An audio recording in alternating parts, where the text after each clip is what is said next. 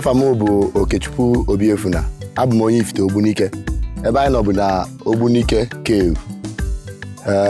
Ọbaba azụ igwe bụ nke o si dị na anyị agbada na the cave na ka anyị fụ ka the cave si wee dị. So anyị chọrọ ka anyị gbadaba dị right now.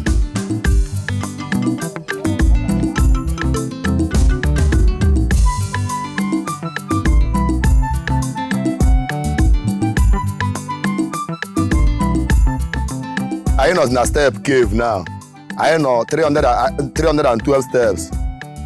Ebe a ka ọ gagide wee ruzie ebe cave n'ọnụ cave 312 steps.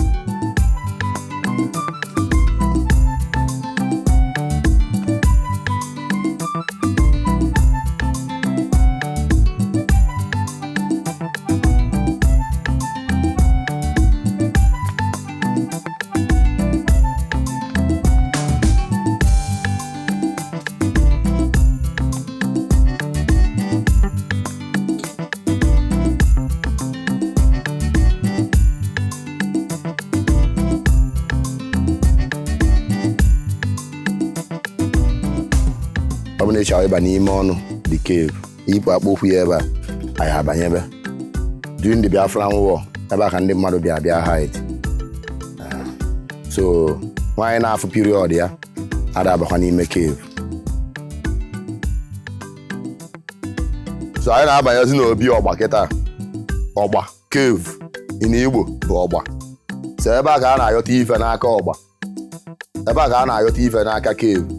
Ebe a na-ekpe ile ọma ebe a na-ekwubi okwu ebe ihe ọbụla ịchọ ka ọgba meele ọ wuti ya believe. Ịchọ ihe eji ego wee mie, ịchọ ihe eji nzu, ịchọ ihe eji ọjị, ife ọbụla ịchọ ọbụ ife ọma ikwubi okwu ebe a wuti ya believe ọ na-alụ ọlụ. So all wonders of nature. So anyị nwee many tunnels n'ime cave, ọtụtụ ọnụ dị iche iche.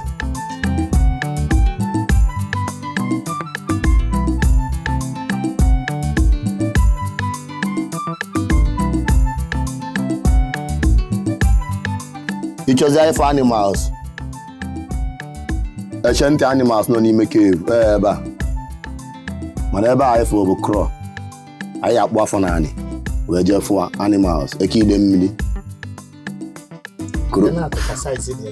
crocodile, very big eke, ọgbagwa aron. So ime ebe a, mana ebe a bụ crow, ebe a bụ hours journey.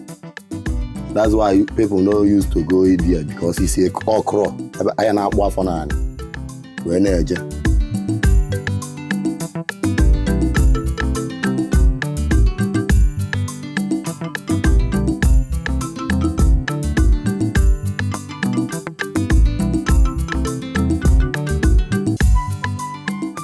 Ọnụ nke a bụ ọnụ ụmụ akwụkwọ na-abịa for excursion. Ma etu a nọ December period na ndị CCAC ma Blood ma Lagos na-abịakwa. Ebe a lead to cave parlor, first parlor, second parlor, cave dining, cave tour gate, and the cave mountain. So let's go. We are moving inside the tunnel during the Biafran War. Ebe ndị mmadụ bịa hide.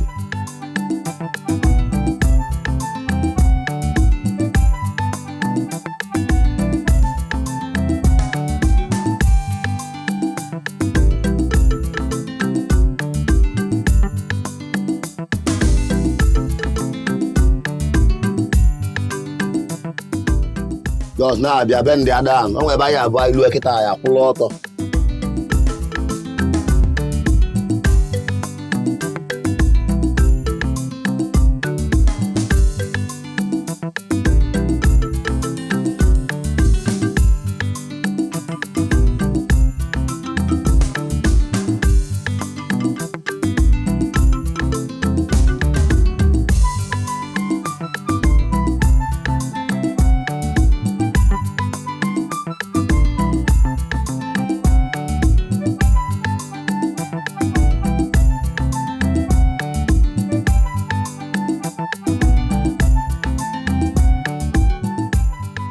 So n'ime ọnụ aka ndị mgbe gboo bịa hide mgbe a na-anụ agha Biafra 3 years anụrụ agha Biafra.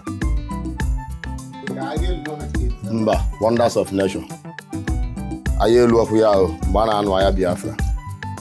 So anyị nwere first parlor in the cave. ebe ahụ first parlor in the cave.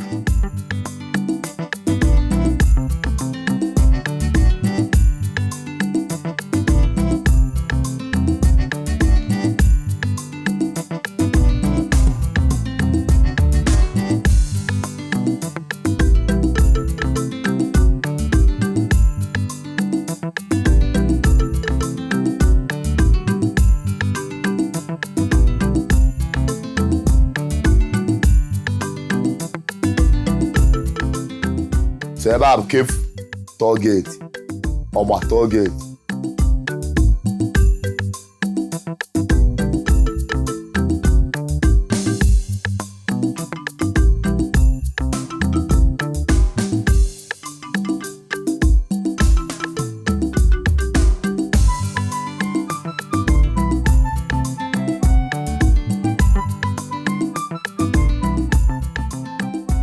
Nji wee mara ọnụ niile anyị fụ anyị na-aba kịta bụ na m bụ indigene Ogbunike. Ebe anyị nọ na bụ Ifite Ogbunike. Mwa bụ onye Ifite Ogbunike. Adị na nwa mgbe m na-agụ primary school, Practicing School, St. Monica's. O nwere primary school dị ya na-akpọ Practicing School. Ọ ebe a ka anyị dị wee na-esi ebe a na-apụta na-epio cave mgbe m dị na nwa na m bi wee marụsị ọnụ ndị a. So na m nwa bụ onye Ifite Ogbunike, Okechukwu Obiefuna n'ime Ifite Ogbunike. Arọ na mmadụ mgbe m jupere cave a bụ mmadụ na like 8 years 7 years epe m ezigbo mpe mgbe a wee kebe cave. So na ala nna nke ọ dị, so na ya dị n'ime and another thing na ọkwa ebe ọzọ a na-egbuli ya anụ na ụmụnna m ụmụ Chioke. Anyị gbasara cave a o nwere ka gọọmenti si etinyetụ anyị ifu na a na-edezi cave a ma ọ bụ na-eme ọdana. Anyway, gọọmenti na-etinyekwa anya na cave. Gọọmenti na-etinye anya because onwe mgbe step anyị dị bụ 1, anyị bụ single step, mana ọ gọọmenti ifelu ụlọ anyị dị step wide ezi anya ọ dị double tii gada lụkwala anyị ụlọ dị n'elu on the gọọmenti mere anyị. Yeah. Mana we expect government to do more. Mere anyị ife ka ọ na-aga ka ife na-agakwa aga. So no ya nwa.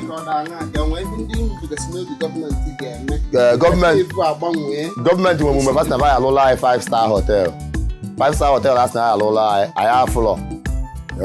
So na family anyị ife n'ụdị a ọ dị mma. Alụla 5-star hotel ọ dị mma. Ọ ya eme ma ndị si esi a na-abịa ma ndị ọcha na-abịa. Mana ọ kpụ iwekwa ndị ọcha bịadebe. So I need ịlụla anyị something like 5-star hotel asị na anyị alụla anyị. Yes, onye sigoro ebeta aka bịa sia cave o nwere ike ọlọjikwa n'elu n'anya ka anyị na-ekwu okwu.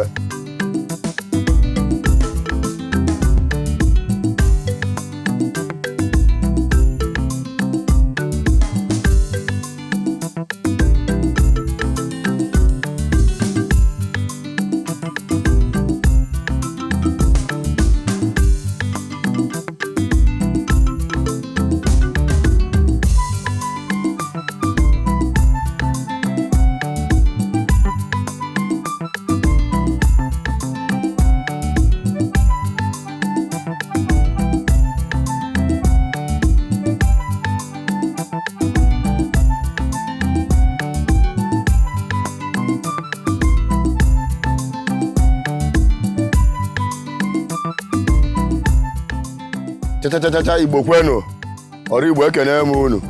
Asị m nke onye chi ya zere. Afa m bụ Okechukwu Obiefuna, ezigbo onye Ifite Ogbunike. Ọ na-akpọgharịsị ndị mmadụ n'ime cave ka ọnụ niile dị ebe a. Ọ na-akpọgharịsị ndị mmadụ na-agaghị ndị mmadụ inside the cave.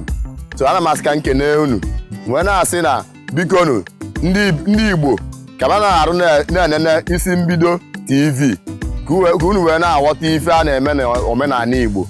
Ọ dị mma inenesi anya ị na-afụkwa ife ndị a dịsị na cave ka a na-esikokwa anyị n'isi mbido TV. Biko nu nwanne m nwoke nwanne m nwaanyị bụ onye Igbo ka ma na na-enene isi mbido TV. Ekene m unu.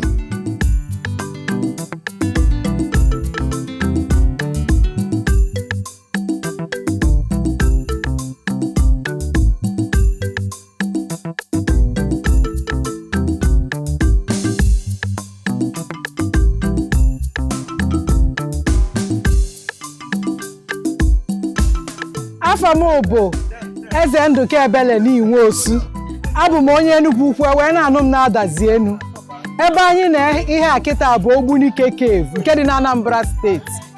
Obi dị m aṅụrị ụbọchị nke tata maka otego nnụbara Ogbunike Cave. M wee bịakwanụ, m wee hụkwanụ ya, wee banyechaa n'ụmụ urukpuru dịcha na Ogbunike Cave. Afọ juru m n'ụbọchị nke tata. Mụ na ezinụlọ m nwere nwekwa obi aṅụrị maka na ihe ọnwa anyị fụrụ ebe a juru anyị afọ. Anambra nwere ihe, Anambra obodo anyị nwere ihe. Anyị nwere ebe nlegharị anya, anyị nwere tourist attraction. Ndị mmadụ bịara na Anambra steeti na ihe dị.